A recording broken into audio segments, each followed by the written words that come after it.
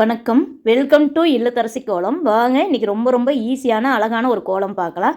இந்த கோலம் பார்த்திங்கன்னா ஒரு கிரியேட்டிவ் கோலம் சொல்லலாம். நான் வந்து வேறு ஏதோ கோலம் போட யோசித்து கோலம் போட்டபோது இந்த மாதிரி ஒரு கோலம் வந்துச்சு. இது பார்க்குறக்கு அழகாக இருந்தது, டிஃப்ரெண்ட்டாக இருந்தது. உங்களுக்கு கண்டிப்பாக பிடிக்கும். அப்படி பிடிச்சதுன்னா என்னோட இந்த இல்லத்தரசி கோலம், ஈஸி கலர் கோலம், சுவை 6ங்கிற சமையல் சேனல், இந்த 3 சேனலையுமே சப்ஸ்கிரைப் பண்ணி சப்போர்ட் பண்ணுங்கள். இந்த 3 சேனல் இருக்கிற வீடியோவும் உங்களுக்கு ஏதோ ஒரு விதத்தில் யூஸ்ஃபுல்லாக இருக்குங்க.